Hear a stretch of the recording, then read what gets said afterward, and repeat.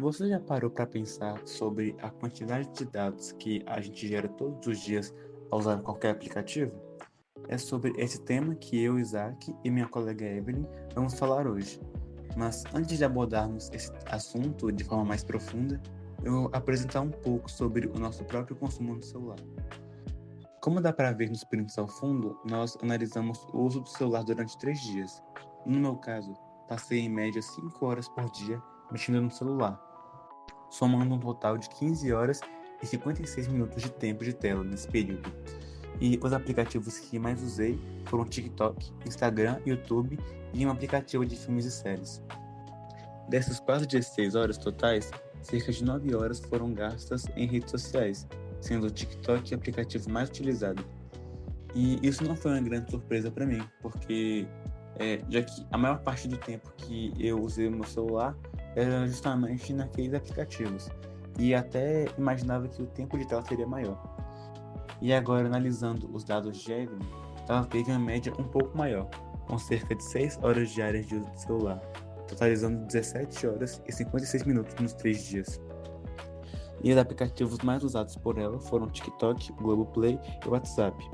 Dessas quase 18 horas de tempo de tela, aproximadamente 10 horas foram gastas em redes sociais, como o YouTube e WhatsApp.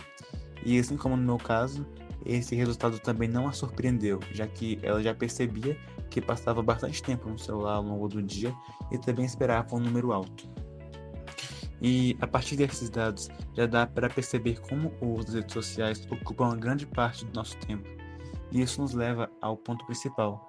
Enquanto usamos esses aplicativos, nós não estamos apenas consumindo conteúdo, mas também gerando uma enorme quantidade de dados o tempo todo. Nós geramos dados a partir de praticamente tudo o que fazemos dentro das redes sociais.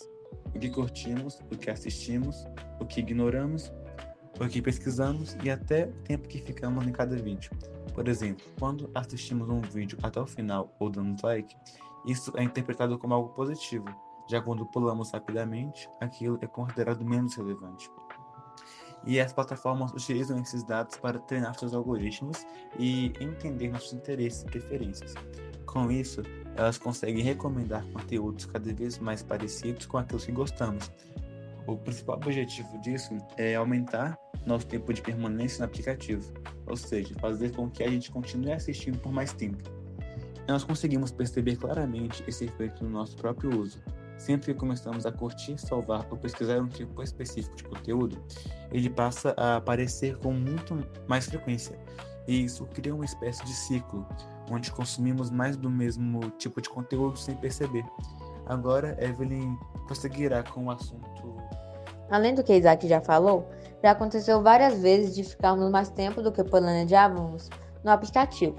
Isso acontece porque o algoritmo mostra conteúdos que prendem nossa atenção, e também porque muitos desses conteúdos, como vídeos curtos, são rápidos e fáceis de consumir. Quando percebemos, já se passou muito mais tempo do que imaginávamos. E claro, também entra a questão da procrastinação, já que muitas vezes usamos as redes como uma forma de distração. Agora, falando especificamente do TikTok, que foi o aplicativo mais utilizado de nós dois, o algoritmo dele funciona analisando todo o comportamento do usuário dentro da plataforma. Ele observa o que assistimos, curtimos, salvamos, compartilhamos, comentamos e também o tempo que ficamos em cada vídeo. Com base nessas informações, o TikTok cria um perfil para cada usuário. Por isso, o conteúdo que aparece para uma pessoa é diferente do que aparece para outra. Cada feed é totalmente personalizado, de acordo com os interesses e hábitos de quem está usando. Além disso, a plataforma coleta uma grande quantidade de dados, como interações dentro do aplicativo, histórico de pesquisas e até informações pessoais como nome, e-mail, data de nascimento e localização. Para manter o usuário por mais tempo, o TikTok utiliza alguns mecanismos bem eficientes.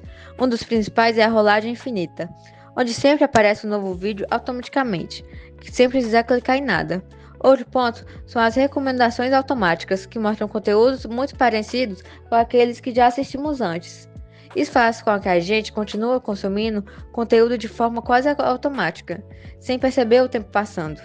Diante disso tudo, É importante pensar em forma de diminuir a dependência das redes sociais. Algumas ações práticas que podemos adotar são definir o limite de usuário de tempo e, e utilizar as configurações do próprio celular para ajudar nesse controle.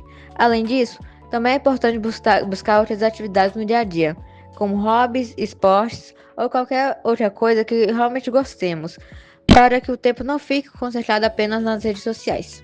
Por fim, essa reflexão mostra que o uso das redes sociais vai muito além do simples entretenimento. Existe todo um sistema por trás que coleta dados e utiliza nossas informações para influenciar diretamente o nosso comportamento e o tempo que passamos nesses aplicativos.